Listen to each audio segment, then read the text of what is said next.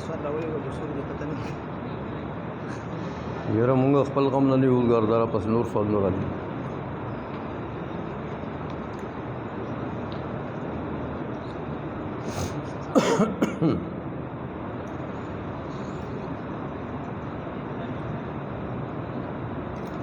اللهم صل على سيدنا محمد.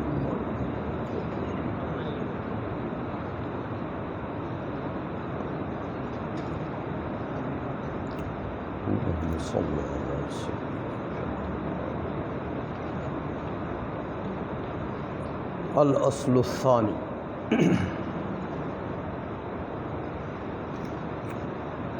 في أنه لا شك أنه تعالى خلق للعبد قدرة على الأفعال.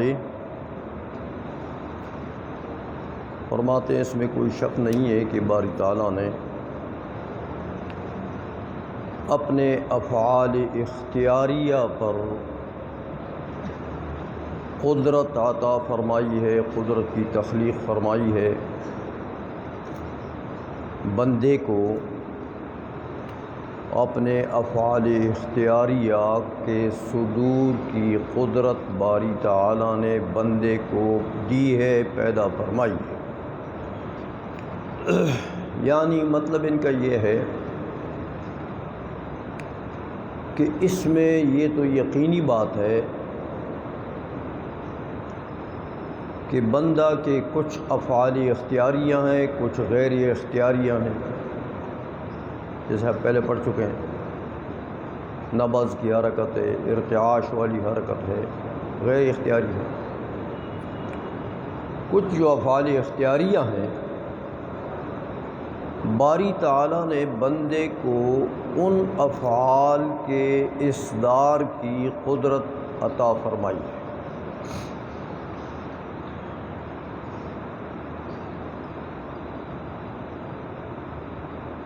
اب یہ جو مسئلہ ہے کہ بندے کو بھی اللہ نے قدرت دی ہے،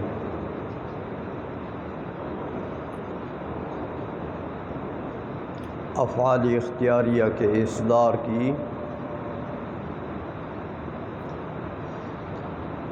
تو ادھر آپ نے پڑھا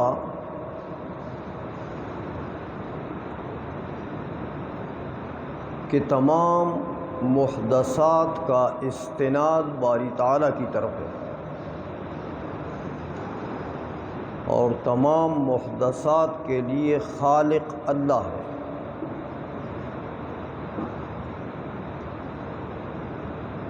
تو یہ دونوں باتیں بندے کے جو افعال اختیاریہ ہیں، ادھر آپ یہ کر رہے ہیں کہ بندہ اس کے اوپر قادر ہے. باری تعالیٰ نے ان افعال اختیاریہ کے صدور پر قدرت بندے کو دی ہے.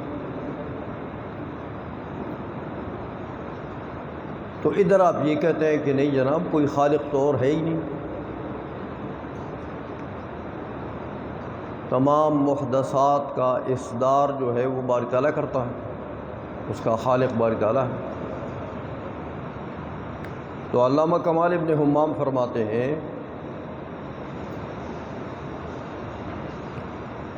کہ یہ دو باتیں اگر ہم جمع کرتے ہیں تو لازم آ جائے گا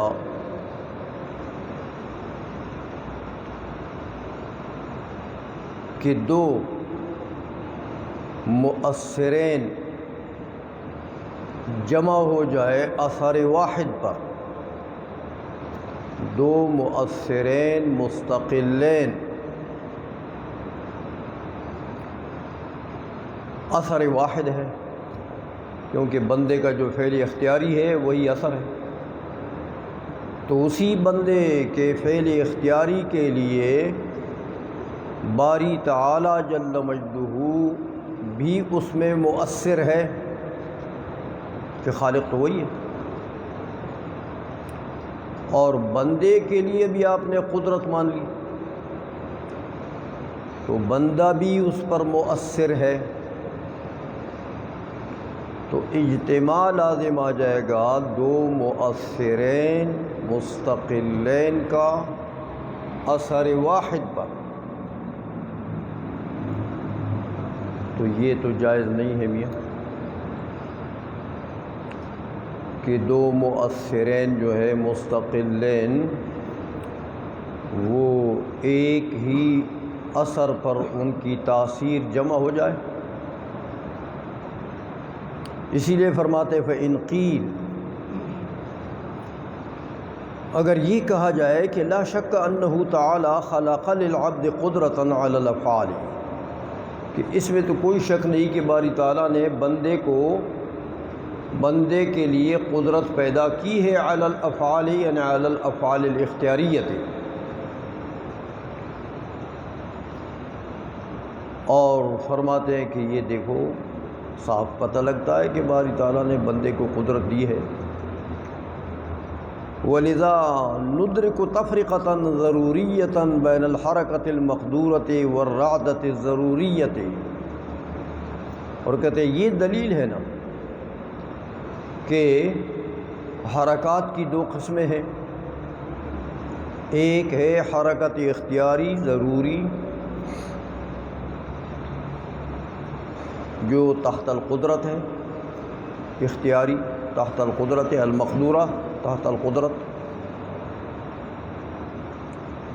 اور اسی طرح والرعدۃ الضروریۃ، دوسری حرکت رعدہ،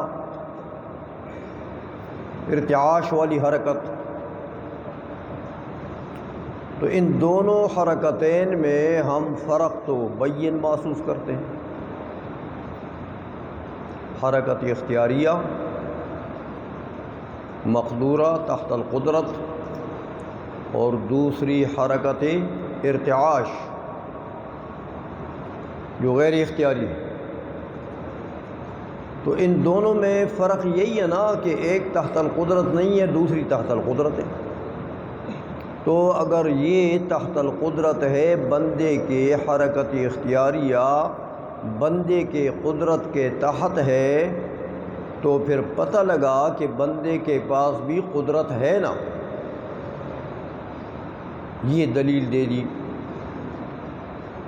کہ بندے کو بھی باری تعالیٰ نے قدرت دی ہے. اچھا، والقدرت، اب بندے کو قدرت دی ہے تو قدرت کی تاثیر کیا ہوتی ہے؟ فرماتے ہیں والقدرت لیس خاصیتها الا التاثیر. قدرت کی خاصیت کیا ہے؟ تاثیر کرنا. تاثیر کرنا یعنی قدرت مؤثرہ ہوتی ہے. بس اب جب بندے کی بھی قدرت ہے، یعنی قدرت مؤثرہ ہے، تو باری تعالیٰ کی بھی قدرت ہے، قدرت مؤثرہ ہے. تو دو قدرتین مؤثرتین جمع ہو گئے اثر واحد پر، جو بندے کا فعل اختیاری ہے. تو یہ تو میاں جائز نہیں ہے.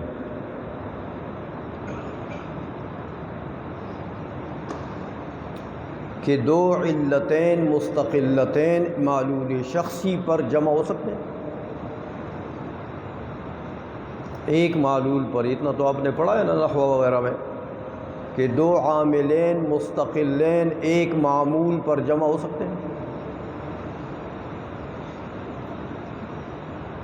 تو اس لیے کہ عامل بھی تو مؤثر ہوتا ہے، وہ بھی تاثیر کرتا ہے، عمل دیتا ہے معمول کو. تو دو عاملین مستقلین جمع نہیں ہو سکتے ایک معمول پر، دو مؤثرین مستقلین بھی جمع نہیں ہو سکتے ایک اثر پر. یہ اعتراض ہوا کہ اگر بندے کے لیے قدرت مانتے ہو تو پھر یہ خرابی لازم آئے.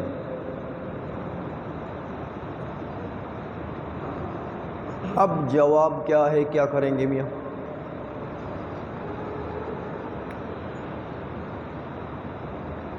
جب کہ باری تعالیٰ نے فرما دیا واللہ خلقکم وما تعملون، تمہارے عمل کو بھی کل گزرا ہے، تمہارے عمل کو بھی باری تعالیٰ نے پیدا کیا،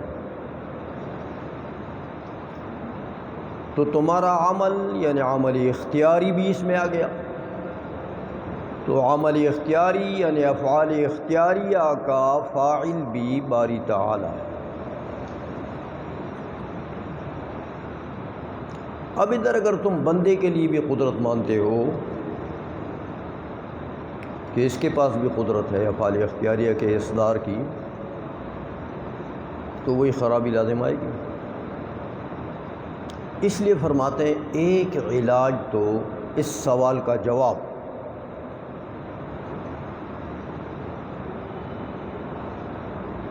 ایک جواب تو معتزلہ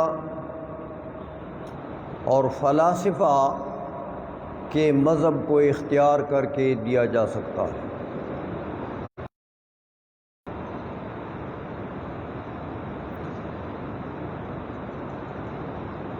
فرماتے ہیں کہ چونکہ معتزلہ بھی بندے کے لیے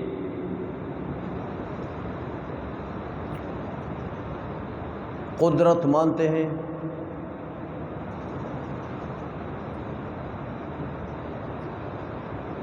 لیکن باری تعالیٰ کو بھی فاعل بالاختیار مانتے ہیں۔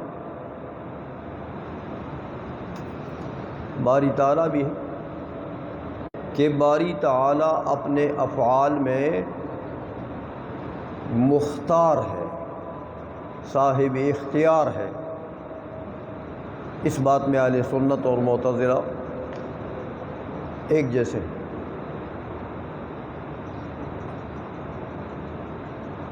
فلاسفہ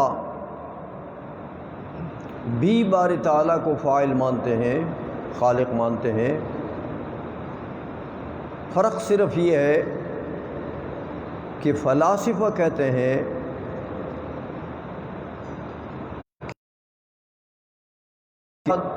استعداد قبول مکمل ہو جائے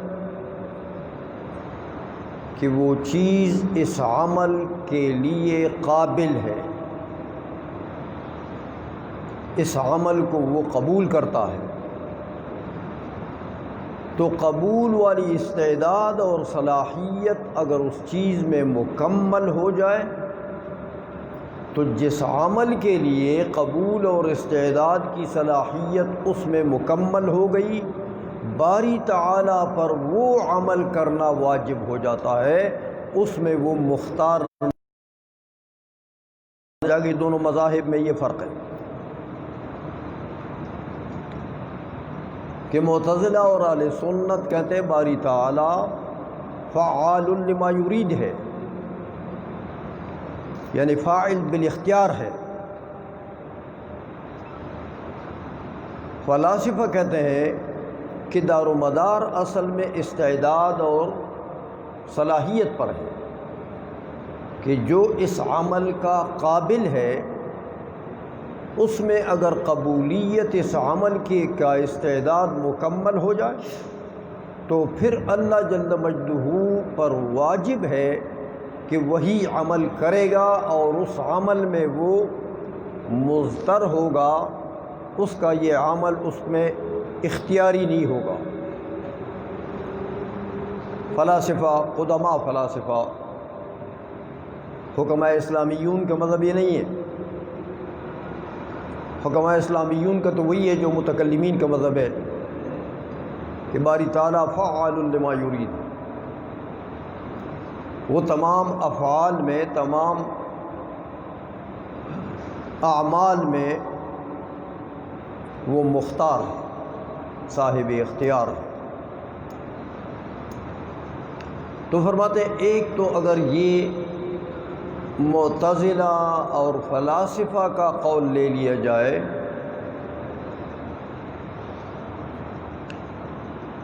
تو میاں پھر جواب یوں دیں گے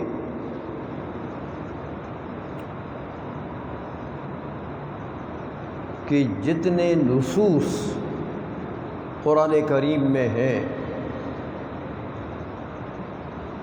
جن میں باری تعالیٰ کی خالقیت اور باری تعالیٰ کی قدرت قدیمہ کی مستقلیت کا ذکر ہے، ان نصوص میں تخصیص کریں گے، اگرچہ بظاہر و عام ہیں لیکن ان میں تخصیص کر دیں گے، بندے کے افعال اختیاریہ کو اس سے نکال دیں گے کہ واللہ خلقکم وما تعملون، اللہ نے تمہارے اعمال کو بھی پیدا کیا، تو عام ہے نا، تمہارے سب اعمال کو پیدا کیا، تمہارے سب اعمال جو اختیاریہ کہ غیر اختیاریہ سب کو پیدا کیا، تو فرماتے ہیں اس میں تخصیص کر دیں گے کہ باری تعالیٰ خالق ہیں ہمارے اعمال کا بھی، لیکن اعمال اختیاریہ کے علاوہ، افعال اختیاریہ کے علاوہ اعمال کے لیے قائل ہے، خالق ہے، باقی رہے وہ افعال اختیاریہ تو اس کا خالق بندہ خود ہے۔ تو نص میں تخصیص ہو گئی تو پھر تو بات ٹھیک ہو گئی کہ باری تعالیٰ جن چیزوں کا خالق ہے وہ جدا ہو گئے، بندہ کی قدرت جہاں پر مؤثر ہے وہ اس کے افعال اختیاریہ ہیں، تو افعال اختیاریہ کہاں پر اس کا کیا حکم ہے؟ فرماتے یہ بندے کا مخلوق ہے، یہ بندہ اس کو پیدا کرتا ہے، اور جو افعال اضطراریہ ہیں یا جواہر ہیں ان کا خالق اللہ ہے۔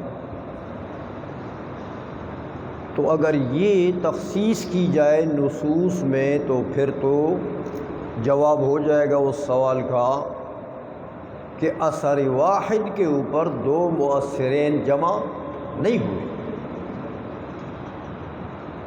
بلکہ بندے کی قدرت جو ہے اس کا اثر کہاں ہے؟ اس کے افعال اختیاریہ میں، وہ محل متعین ہو گیا۔ باری تعالیٰ کی قدرت کا جو اثر ہے وہ ہے جواہر اور بندے کے افعال غیر اختیاریہ۔ بات سمجھ میں آ گئی ہے؟ تو کہتے ہیں ایک جواب تو اس کا معتزلہ کا اور فلاسفہ کا مذہب لے کر اس طریقے سے دیا جا سکتا ہے کہ بھئی نصوص جو عام ہیں ان میں تخصیص کرو اور بندے کے افعال اختیاریہ کو اس سے نکال دو، تو باری تعالیٰ کی قدرت مؤثرہ کا محل الگ ہو گیا اور بندے کے قدرت مؤثرہ کا محل الگ ہو گیا۔ ایک جواب تو اس طریقے سے ہو سکتا ہے، لیکن کہتے ہیں میاں کمال ابن حمام رحمۃ اللہ علیہ فرماتے ہیں کہ اگر ایسا کیا، دیکھیں ایسا کیا کہ بندے کے قدرت کا محل علیحدہ ہو گیا، تخصیص ہو گئی، عمومی آیات میں تخصیص ہو گئی، تو بات بن گئی ہے۔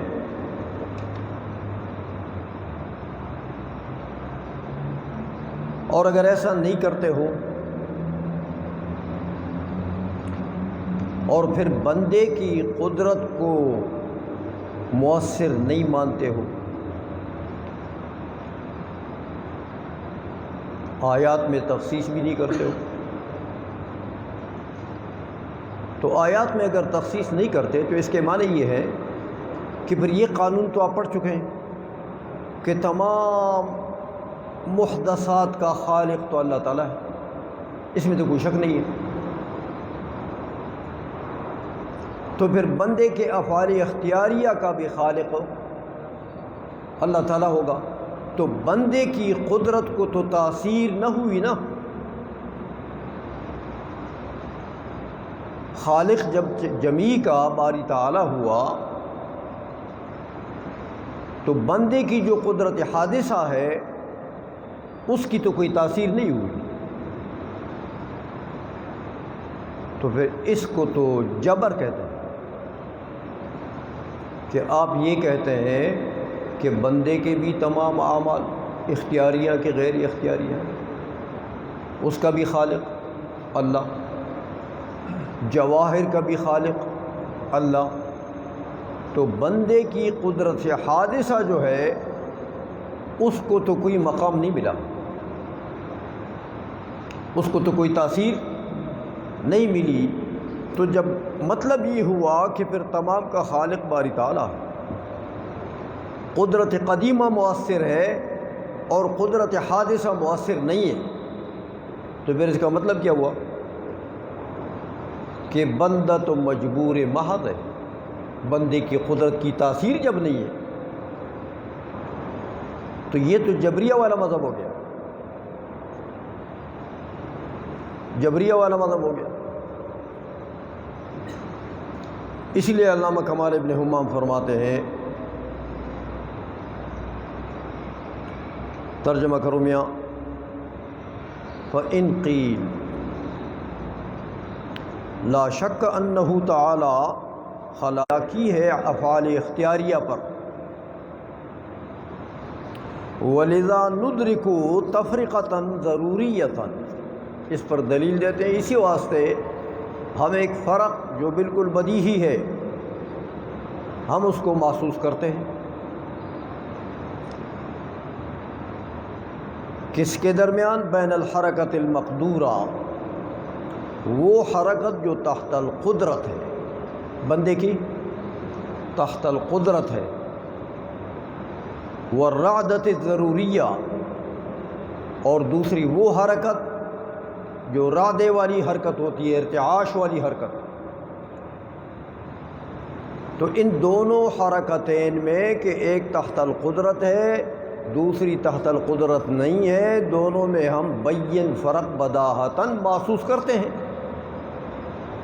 تو اس سے پتہ لگا کہ بندے کے کو بھی اللہ جل مجدہ نے قدرت و افعال اختیاریہ کی دی ہے۔ اچھا، اب جب قدرت مسلم ہو گئی تو فرماتے ہیں پھر قدرت کا کام کیا ہوتا ہے؟ فرماتے ہیں والقدرت لیس خاصیتها الا التاثیر، قدرت کی خاصیت کیا ہے؟ مقدور میں تاثیر کرنا، مقدور میں یہ ہوتا ہے۔ اب جب قدرت باری تعالیٰ کی قدرت بھی مؤثر ہے، تاثیر کر رہی ہے، تو بندے کے لیے بھی اپنے قدرت مان لی، وہ بھی تاثیر کر رہی ہے، تو پھر تو اجتماع لازم آ گیا مؤثرین مستقلین کا اثر واحد پر، علتین تامتین مستقلتین کا ورود ہو گیا معلول واحد شخصی پر، تو یہ تو جائز نہیں ہے۔ اس لیے جواب دیتے ہیں کہ فوجب تخصیص النصوص بما سوا افعال العباد الاختیاریت، اس لیے اب جواب کیا دیں گے کہ بھئی یہ تو مؤثرین مستقلین کا اجتماع آ گیا اثر واحد پر، تو کہتے ہیں ایسا کر سکتے ہیں کہ ہم یہ کہیں کہ جہاں پر قرآن عظیم میں نصوص عامہ موجود ہیں، جیسے یہ پہلے گزری واللہ خلقکم وما تعملون، تو وما تعملون تو عام ہے نا، باری تعالیٰ نے تمہیں بھی پیدا کیا، تمہارے اعمال کو بھی پیدا کیا، تمہارے اعمال چاہے اختیاری ہوں کہ غیر اختیاری ہوں، سب کو، تو بظاہر تو نص عام ہے۔ فرماتے ہیں اس کا جواب پھر یوں دینا پڑے گا کہ اس قسم کے نصوص میں تخصیص کرنا پڑے گا۔ تخصیص کیسے تخصیص کریں گے؟ بما سوا افعال العباد الاختیاریت، یعنی باخراج ما سوا افعال الاختیاریت، تخصیص یوں کریں گے کہ واللہ خلقکم وما تعملون، ما تعملون سے کون سے اعمال مراد ہیں؟ جو غیر اختیاری، اختیاریہ نکل جائیں گے یہاں سے کہ اختیاریہ جو بندوں کے اختیاری اعمال ہیں ان میں تو مؤثر کون ہوا؟ بندہ، بندے کی قدرت. تو واللہ خلقکم سے تو پھر ان کو نکال دیا. اس لیے یہ تخصیص کریں گے تو دونوں قدرتین کا محل اثر جو ہے وہ جدا ہو جائے گا کہ باری تعالیٰ کی جو قدرت ہے اس کا محل اثر کیا چیز ہے؟ جواہر، اور بندے کے اعمال غیر اختیاریہ ان کا خالق باری تعالیٰ ہے. باقی رہے بندے کے افعال اختیاریہ، ان کا خالق بندہ ہے. لہذا یہ عموم میں تخصیص کریں گے تو ہر ایک قدرت کا کہ تاثیر کا محل متعین ہو جائے گا. لہذا یہ سوال ختم ہو جائے گا کہ یہ تو اجتماع لازم آ گیا، مؤثرین مستقلین کا اثر واحد کے اوپر، اب اثر واحد پر نہیں، ہر ایک کا اثر جدا ہو گیا.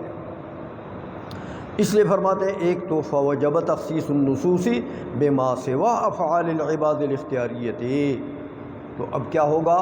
فرماتے ہیں فیکونون مستقلین بایجاد افعالہم بقدرتہم الحادثۃ بخلق اللہ تعالی. پھر یہ بندے جو ہیں یہ مستقلین بایجاد افعالہم ہو جائیں گے کہ بندہ اپنے افعال کا مستقل خالق بن جائے گا، افعال اختیاریہ کا.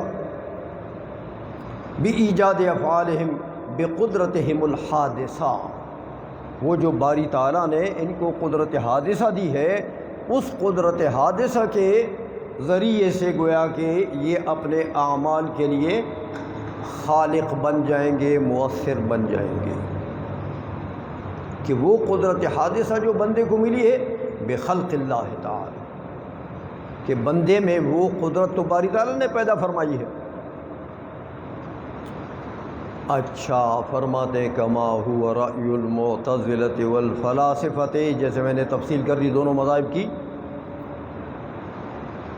بلا فرق،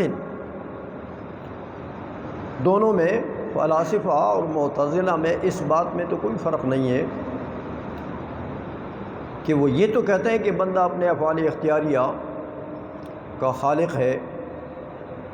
البتہ تھوڑا سا فرق ہے، وہ بتاتے ہیں غیر ان قدرت العبد حادثۃ بایجاد اللہ تعالی باختیاری. فرق یہ ہے معتزلہ اور فلاسفہ میں کہ بندے کی جو قدرت حادثہ ہے وہ باری تعالیٰ نے پیدا کی ہے تو اس پیدا کرنے میں باری تعالیٰ مختار ہے. باری تعالیٰ اپنے افعال میں مضطر نہیں ہے، مجبور نہیں ہے. معتزلہ یہی کہتے ہیں، اہل سنت کا بھی یہی قول ہے. تو اس بات میں تو دونوں برابر ہیں. وبطریق الایجاب عند تمام الاستعداد عند الفلاسفہ. فلاسفہ کہتے ہیں کہ میاں قابل میں اگر استعداد مکمل ہو جائے کسی عمل کے لیے، جو استعداد چاہیے مقبول، قابل میں اس مقبول کے قبول کرنے کا استعداد مکمل ہو جائے تو پھر باری تعالیٰ کے اوپر واجب ہے کہ وہ فعل پیدا کرے گا. تو اس کے پیدا کرنے میں باری تعالیٰ العیاذ باللہ یہ کہتے ہیں مضطر ہے. فرق یہ ہے، باقی تو دونوں کا اتفاق ہے. تو یہ فرق بتا دیا. وبطریق الایجاب عند تمام الاستعداد عند الفلاسفۃ والا، اور اگر ایسا نہیں کرتے، ہر ایک قدرت کا محل متعین نہیں کرتے، بندے کی بھی قدرت ہے، اللہ نے دی ہے، پیدا کی ہے، باری تعالیٰ کی بھی قدرت ہے. اور آپ نے پڑھ لیا پہلے کہ قدرت کی خاصیت کیا ہے؟ تاثیر. تو بندے کی قدرت کی خاصیت بھی کیا ہوگی؟ تاثیر۔ تو باری تعالیٰ کی قدرت کی خاصیت کیا ہوگی؟ تاثیر۔ تو دونوں قدرتیں مؤثر ہوں۔ اب اگر آپ کہتے ہیں کہ نہ یار دونوں کی تاثیر کی محل کو ہم متعین نہیں کرتے، جدا نہیں کرتے، تو پھر کیا کرنا پڑے گا میاں؟ پھر تو آپ فیصلہ کر چکے ہیں پہلے کہ تمام محدثات کا خالق کون ہے؟ اللہ۔ اور محدثات کے خلق کی نسبت کسی اور کی طرف جائز نہیں ہے، یہ بھی پڑھ چکے ہیں۔ تو پھر مطلب یہ ہوگا کہ بندے کے افعال اختیاریہ اور غیر اختیاریہ سب کا خالق کون ہے؟ باری تعالی۔ اور بندے کی قدرت حادثہ کو کوئی تاثیر نہیں، یہ ماننا پڑے گا نا پھر، اس کے علاوہ تو اور کوئی راستہ نہیں ہے پھر۔ تو اگر یہ آپ نے مان لیا کہ بندے کے قدرت حادثہ کی کوئی تاثیر نہیں ہے اور تمام محدثات جو ہیں وہ باری تعالیٰ کی تاثیر، باری تعالیٰ کی قدرت سے گویا کہ پیدا ہیں، باری تعالیٰ ہی ان کا خالق ہے، تو پھر بندے کی قدرت کی جب تاثیر نہیں ہے تو بندہ کیا ہو گیا؟ مجبور محض۔ یہی تو جبریہ کا عقیدہ ہے۔ اسی لیے فرماتے ہیں وَإِلَّا كَانَ جَبْرًا مَحْضًا، وَإِلَّا كَانَ جَبْرًا مَحْضًا، پھر تو یہ جبر محض ہو گیا۔ تو میاں جب انسان میں بھی کوئی دخل نہیں ہے، اس کے قدرت حادثہ کو، اس کے افعال اختیاریہ میں بھی کوئی دخل نہیں ہے، تو مجبور ہو گیا، جبر آ گیا، جبریہ والا، جبریہ فرقہ جو ہے اس کا عقیدہ ثابت ہو گیا۔ تو اے میاں جب بندہ مجبور ہے، باری تعالی اس کے افعال اختیاریہ غیر اختیاریہ سب کا خالق وہ ہے، اس کے قدرت کو کوئی دخل نہیں، تو پھر اس کو کیوں کہا کہ اقیموا الصلاۃ؟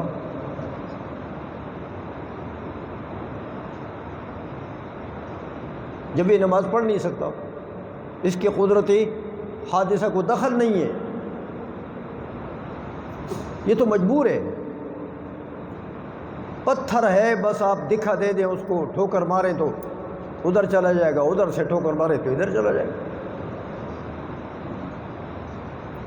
تو یہ جب پتھر کی طرح ہوا تو پھر اس کو اللہ نے یہ کیوں فرما دیا کہ اقیموا الصلاۃ وآتوا الزکاۃ وارکعوا مع الراکعین؟ یہ خطابات باری تعالیٰ کیوں کر رہا؟ جب اس بیچارے کو دخل نہیں ہے تو پھر پتھر کو اللہ نے کیوں نہ کہا کہ اقیموا الصلاۃ وآتوا الزکاۃ؟ یہ تو پتھر جیسا ہو گیا نا۔ اس لیے فرماتے ہیں میاں یہ جبر مانو گے نا تو تمام عہدہ تکلیف ہی ختم ہو گیا۔ عہدہ تکلیف ہی انسان کو پھر مکلف نہیں کرنا چاہیے کسی بھی امر سے، کسی بھی نہی سے، کیونکہ جب یہ ہے کوئی شے نہیں، اس کے پاس اختیار ہی نہیں ہے، جبر محض ہو گیا۔ اسی لیے فرماتے ہیں کہ وَإِلَّا كَانَ جَبْرًا مَحْضًا فَيَبْطُلُ الْأَمْرُ وَالنَّهْيُ، وہ تمام اوامر اور نواہی باطل ہو گئے۔